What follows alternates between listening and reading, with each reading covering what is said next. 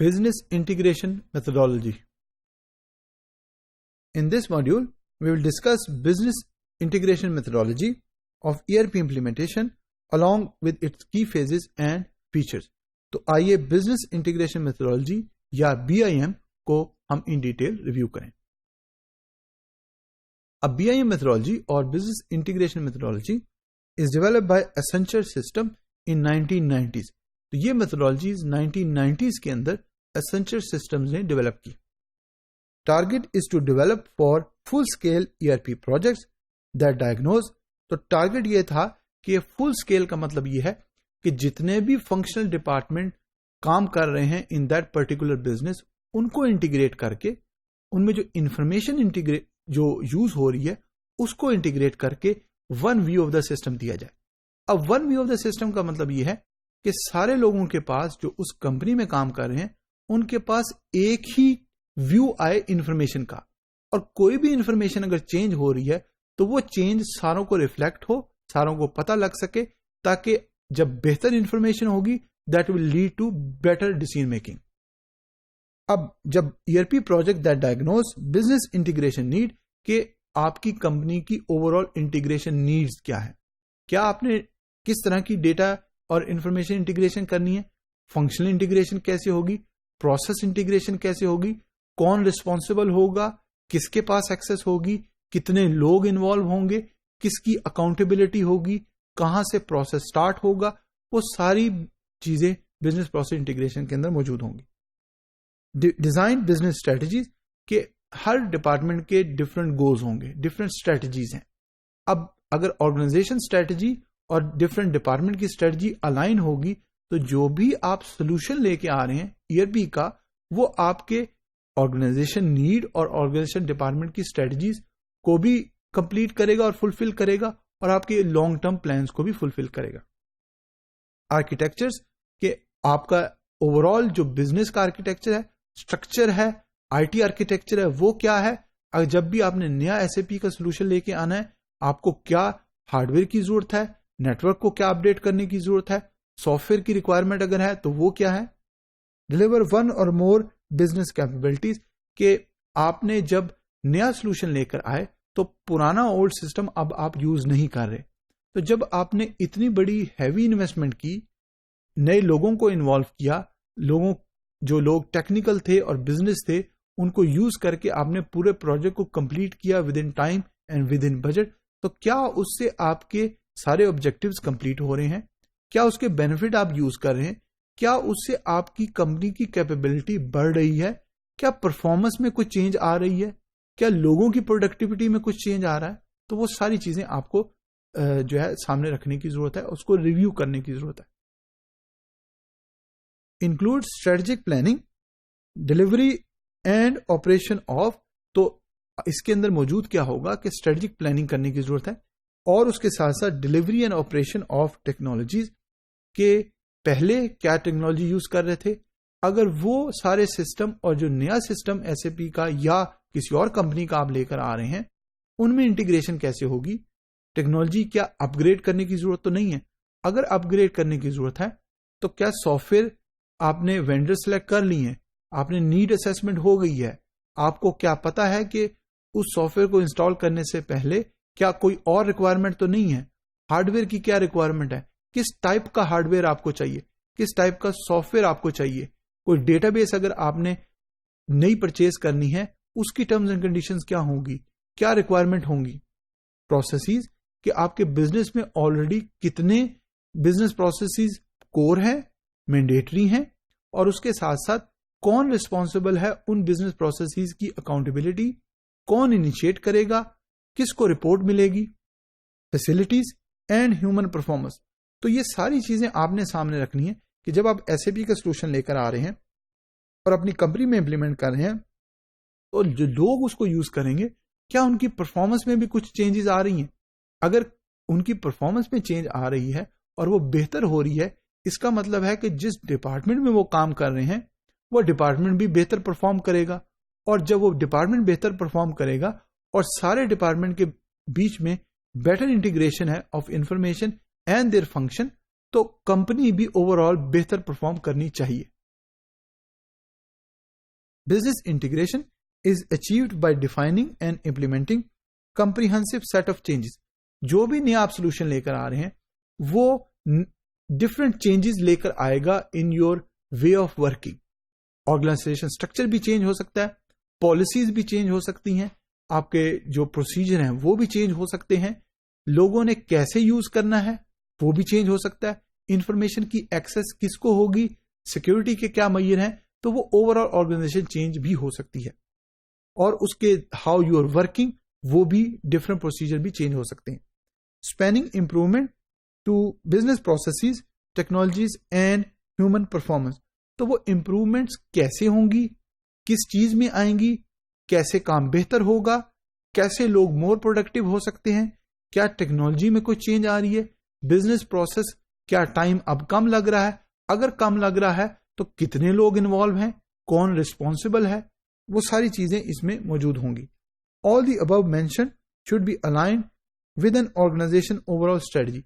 अब this is very important कि ये सारी चीजें जब तक आपकी ओवरऑल ऑर्गेनाइजेशन स्ट्रेटजी, आपका मिशन, विजन और प्रोजेक्ट के ऑब्जेक्टिव क्लियरली डिफाइन नहीं होंगे, तो तब आपका जो भी इंप्लीमेंटेशन प्लान होगा, जैसे भी आप जो भी सोल्यूशन लेके आएंगे, अगर वो आपके ओवरऑल ऑब्जेक्टिव और ओवरऑल स्ट्रेटजी को मीट नहीं कर रहा, तो वो सोल्यूशन फिर डेफिनेटली आपको हेल्प नहीं करेगा टू बिकम मोर एफिशिएंट और इफेक्टिव और to perform better than your competitors. It has 4 stages that include planning, delivering, managing, and operation. Planning include objective of this phase is to help organization define appropriate strategies. जो भी departmental strategies हैं या overall organization की strategies हैं for ensuring or for achieving enduring comparative advantage. जब department बेहतर perform करेगा और बेहतर functional integration होगी, information integration होगी, डिसीजन मेकिंग बेहतर होगी, तो ओवरऑल कंपनी भी बेहतर परफॉर्म करेगी और अपने कंपेटिटर से बेहतर तरीके से मार्केट में एग्जिस्ट करेगी. And building stake holder value, और जितने भी स्टेक होल्डर हैं इंटरनल या एक्सटर्नल, उनको ज्यादा वैल्यू प्रोवाइड करेगी. Define improve business capabilities to support organization strategies, और उसके साथ साथ create detailed plans to help organization effectively and efficiently implement changes. अब याद रहे कि जो भी सोल्यूशन आप लेकर आए हैं, अगर वो एड्रेस नहीं कर रहा यूजर्स की नीड को और उससे आपकी परफॉर्मेंस बेहतर नहीं हो रही, और जो भी चेंजेस हैं अगर आपके पास कोई प्लान नहीं है उन चेंजेस को एड्रेस करने का, तो डेफिनेटली फिर आप एफिशिएंसी और इफेक्टिवनेस कम होगी. And sustain value during delivery and operating phase. तो आप ओवरऑल जो इन्वेस्टमेंट है, अगर स्टेक होल्डर को उसकी वैल्यू मिल रही है, इट मीन्स कि द प्रोजेक्ट इज सक्सेसफुल. अगर नहीं मिल रही और आप ऑब्जेक्टिव नहीं अचीव कर पा रहे, तो definitely there is an issue. Delivery phase के अंदर involve process of translating business architecture into specific business capabilities, and उसके साथ साथ बिजनेस कैपेबिलिटी इज ए की कंपोनेंट ऑफ बिजनेस आर्किटेक्चर. अगर ये सारे सोल्यूशन लाने के बाद अगर आपकी बिजनेस की कैपेबिलिटी नहीं बढ़ रही, जो अगर आप एक दिन में 10 परचेज ऑर्डर लेते थे और उसको बनाते थे और कंप्लीट करते थे, अगर ये एसएपी का सोल्यूशन लाने के बाद अगर वो कैपेबिलिटी बड़ी नहीं है, तो इसका मतलब ये है कि जो भी इन्वेस्टमेंट आपने की है उसका बेनिफिट आप सही तरीके से नहीं ले पा रहे. तो अगर आपके काम में, उसकी क्वांटिटी में, उसकी क्वालिटी में फर्क नहीं आ रहा, तो डेफिनेटली आपकी कैपेबिलिटी नहीं बढ़ रही. Business capability is an expression of what business does and can do. क्या आप कर सकते हैं और कैसे कर सकते हैं. Business capability is the combination of human performance, लोग जो सिस्टम को यूज कर रहे हैं कितने प्रोडक्टिव हैं, बिजनेस प्रोसेस, आपकी कंपनी में कितने बिजनेस प्रोसेस हैं, कौन इन्वॉल्व है, किसने इनपुट करना है, कौन रिस्पॉन्सिबल है, किसने कंप्लीट करना है, एंड टेक्नोलॉजी कि आपके सॉफ्टवेयर, हार्डवेयर और नेटवर्क की क्या कैपेसिटी है. All these things create value for improving performance. ये सारी चीजें हेल्प करेंगी स्टेक होल्डर वैल्यू को इंक्रीज करने में और परफॉर्मेंस को इंक्रीज करने में. This phase define cross competency approach for taking each business capability from blueprint to deployment. तो आप इस फेज के अंदर मेक श्योर कर सकते हैं कि आपकी ह्यूमन परफॉर्मेंस, टेक्नोलॉजी और प्रोसेस की बेस के ऊपर क्या आपकी कैपेबिलिटी बढ़ रही है। Managing phase, direct, coordinate and monitor activities. अब याद रहे कि अगर आप ERP इम्प्लीमेंटेशन के पूरे जो एक्टिविटी है उसको एज ए प्रोजेक्ट करेंगे तो उसमें आपको डायरेक्शन की भी जरूरत होगी, ओवरऑल जो टास्क हैं उनकी मॉनिटरिंग की भी जरूरत होगी, कंट्रोलिंग की भी जरूरत होगी। Activities outline in the other 3 phases to achieve improved business result. जब तक आपका रिजल्ट बेहतर नहीं हो रहा, परफॉर्मेंस बेहतर नहीं हो रही, तो सारी एक्टिविटीज जो हैं it means those activities are not creating any value. This phase determines the achievement of management of propose business value.